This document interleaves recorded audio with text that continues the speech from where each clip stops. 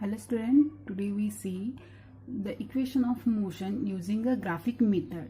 This is the remaining topic of the law of motion in the first chapter. Okay, today we see the how to describe the equation from the graph.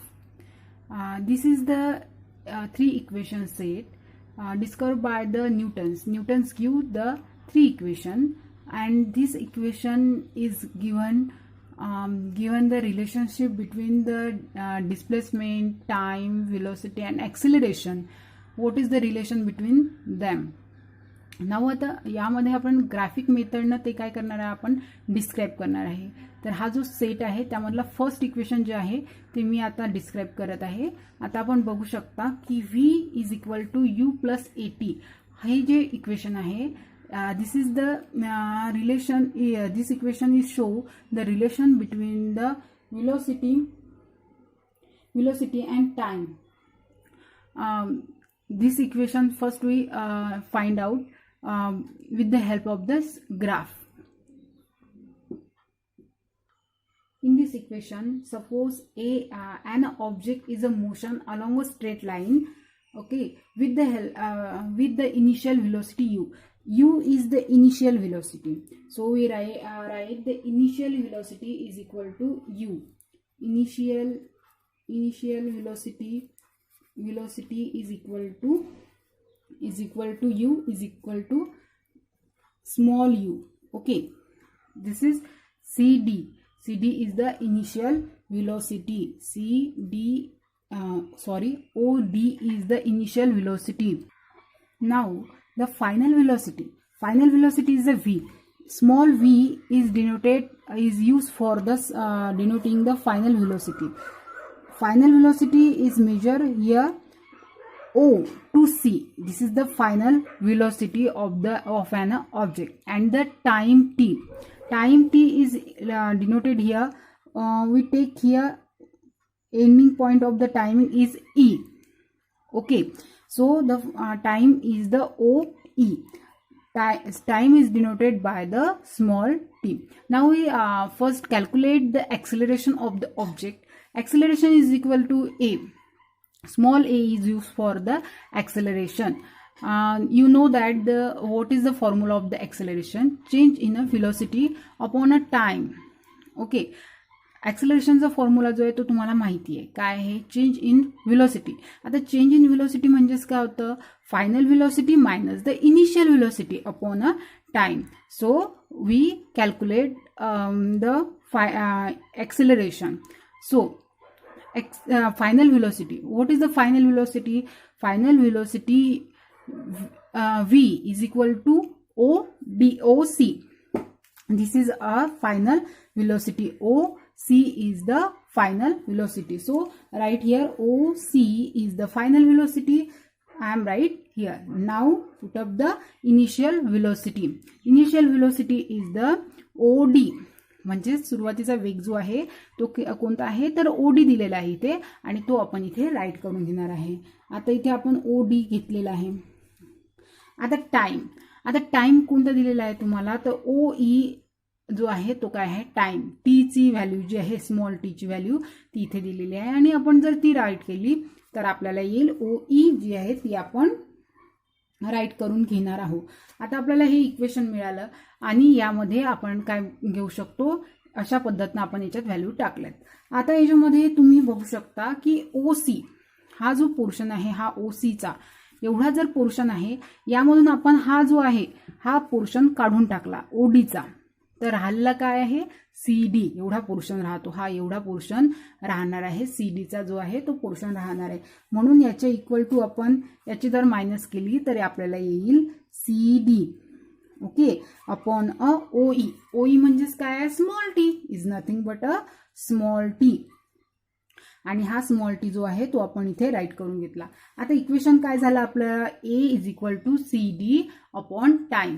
आता याला जर आपल्याला या इक्वेशनला आपल्याला जर व्यवस्थित right करायचं असेल तर हा टी जो आहे आपण इथे ट्रान्सफर करून घेऊया. तर काय येईल, C D is equal to A T. काय येईल, C D is equal to A T. Now we take आपण याला नंबर देऊया 1 number, first number equation. Now we see आपल्याला आता फर्स्ट नंबरचं इक्वेशन जे आहे हे ड्राइव्ह करायचं आहे. आपल्याला 80 इज इक्वल टू CD तर मिळालं, पण U आणि V ची जी आहे ती व्हॅल्यूज फर्स्ट जे इक्वेशन आहे ते मिळायचं आहे. त्यासाठी आपल्याला सम चेंजेस करावं लागेल इथे. जसं आपल्याला C पासून तर या पॉईंटपर्यंत ही जी फायनल व्हेलोसिटी आहे ना, यापर्यंत आपण काय करणार आहे, जो parallel to the X axis आपण अशी लाईन जी आहे ती ड्रॉ करून घेतलेली आहे. त्याच्याचबरोबर आपल्याला इथे जे आहे ते आपण त्याचं नेम देऊया B. ओके. आणि इथून जे आहे ते आपल्याला परपेंडिक्युलर टाकायचं आहे एक्स ॲक्सिसवर पॉईंट Eला. ओके. आता आपण यावरून जी आहे एक परपेंडिक्युलर टाकून घेतोय पॉईंट Eवर. नाव also we take one line draw from the B point to here and we give the name A.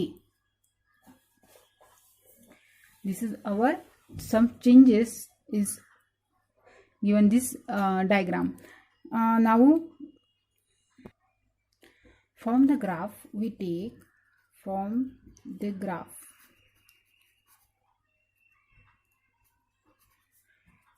B is equal to what? B. This is the B. Look at here. BE. BE is the B is equal to V. Final velocity. This length is equal to this same length here occur. BE is equal to OC. Okay. BE is equal to OC. ह्या दोन्ही बाजू काय same आहे. तसंच याचं distance जे आहे ते काय आहे सेम आहे. म्हणून आपण जे आहे ते लिहू शकतो B is equal to OC. आता B कशापासून बनलेली आहे बघा बरं. B कशापासून बनलेली आहे ते EA plus AB. Okay. So we write here BE is equal to AB plus AE plus AE. Now B is equal to V. आपण सांगू शकतो आपण OC ची व्हॅल्यू काय final velocity is equal to V.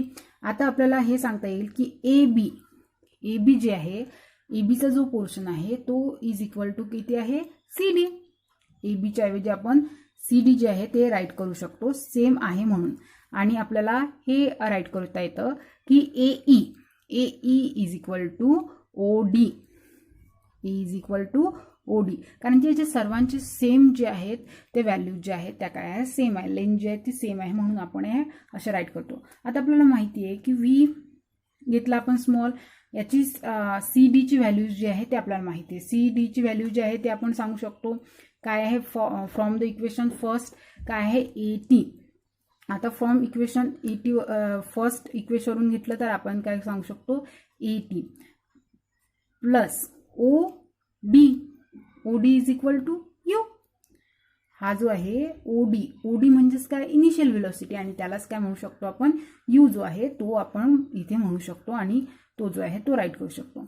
आता हे जर equation आपण व्यवस्थित राईट केलं तर ते काय येईल V is equal to A plus AT. इथे आपल्याला AT जी आहे इज इक्वल टू CD ची व्हॅल्यू जी आहे फ्रॉम इक्वेशन 1 वरून आपण घेतलेलं आहे. आणि अशा पद्धतीनं आपली जी फर्स्ट इक्वेशन आहे relationship between the velocity and time जो आहे ते आपलं इक्वेशन जे आहे ते काय झालं इथे प्रूव्ह झालेलं आहे. या पद्धतीनं आपलं इथचं फर्स्ट इक्वेशन जे आहे ते निघालेलं आहे. आता सेकंड इक्वेशन जे आहे ते आपण बघूयात. सेकंड इक्वेशनमध्ये आपण बघू शकता की हे जे रिलेशन आहे ते कशाचं आहे. This is the relation between the displacement and the time.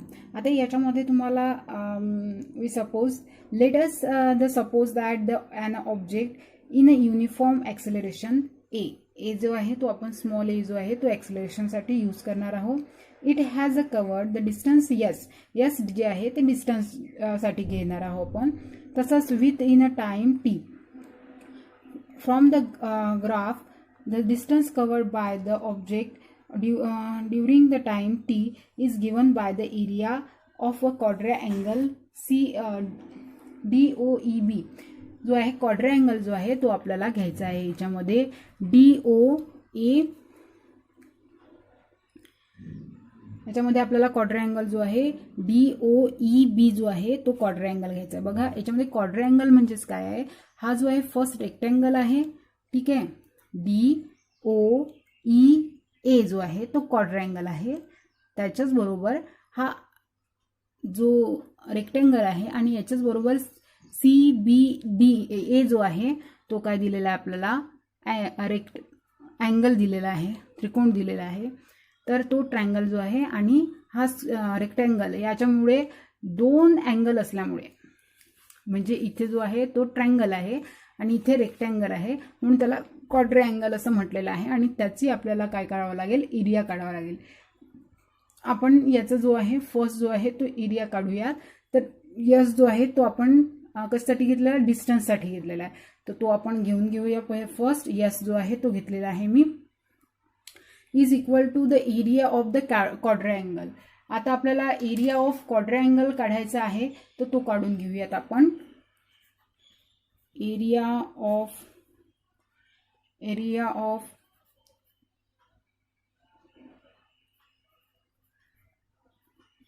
क्वाड्रँगल. आता जो क्वाड्रँगल माहिती आहे आपल्याला DOEB जो आहे तो आपण घेतलेला आहे.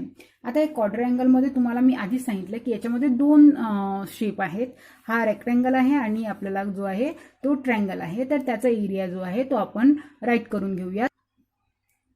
बघा एरिया ऑफ रेक्टेंगल जो आहे ODAE जो आहे त्याचा आपण रेक्टेंगलचा एरिया काढून घेऊ. रेक्टेंगलचा एरियाचा फॉर्म्युला काय आहे, लेंथ इंटू ब्रेथ.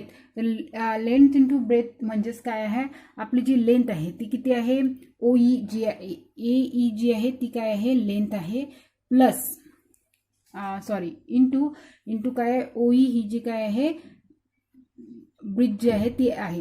त्याच्यानंतर आपल्याला घ्यायचं आहे ट्रायंगलचा एरिया. ट्रायंगलचा एरिया माहिती आहे तुम्हाला 1/2 इंटू हाईट इंटू बेस. आता हाईट किती आहे याची AB आणि बेस किती आहे, हा OD जो आहे AB जो आहे तो काय आहे त्याचा बेस आहे. तर तो आपण लिहून घेऊया AB into DA.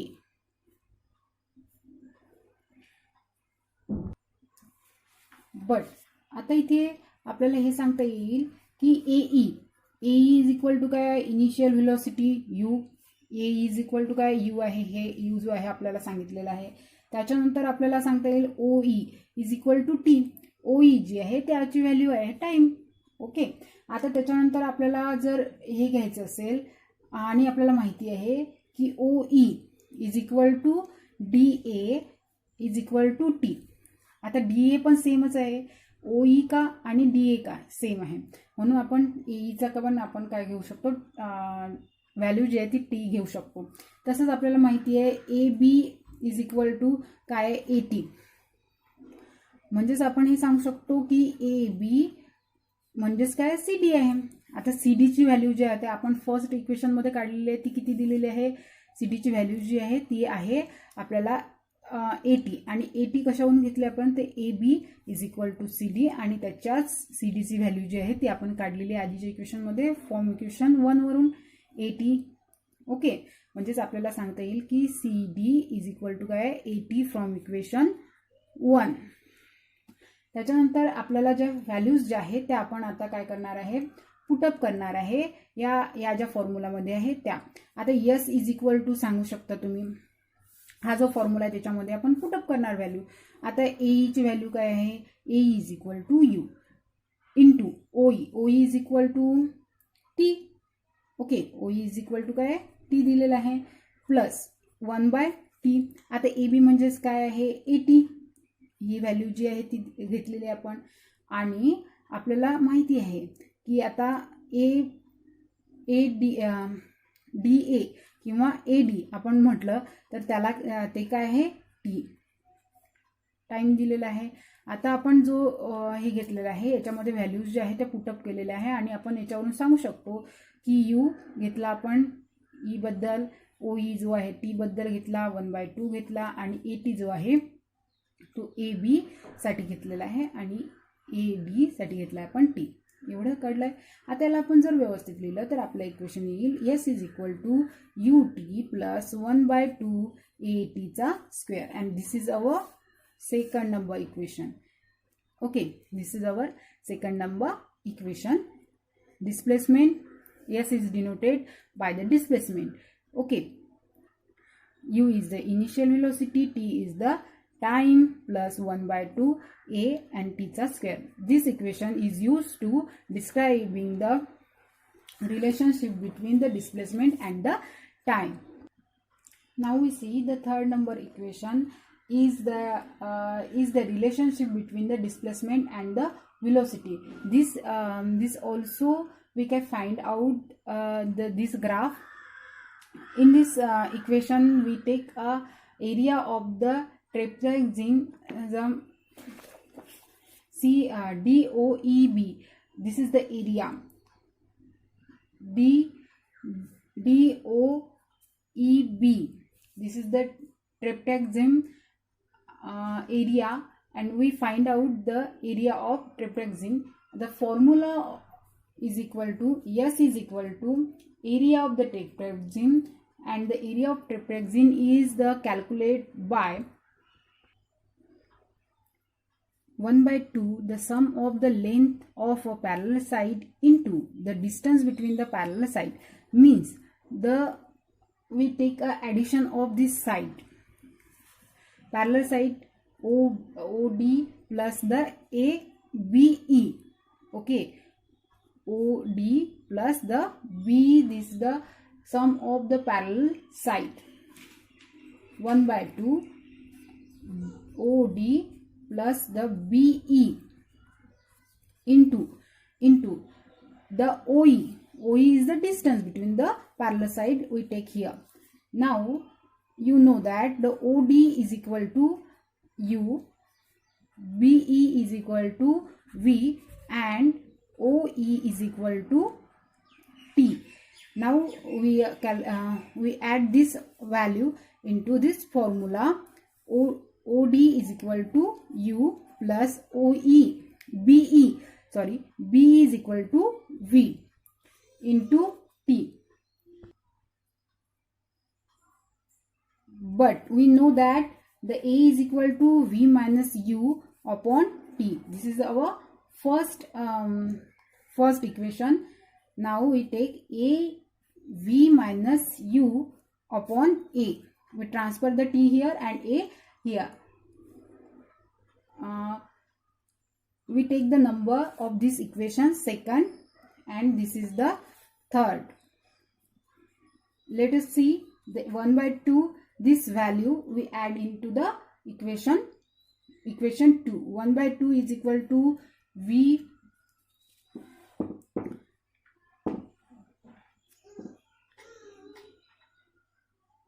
plus U plus V into V minus U upon A. We put up this value into the equation second. S is equal to V plus U into V minus U upon 2A. Now we transfer here 2A into S side and this is our equation V plus U minus V minus U is equal to V square is minus U square, and our last equation is derived here, the V square minus U square plus 2AS. This is our third equation, and we can prove in this type of the equation of the third, and this equation is used to the relationship between the displacement and the velocity.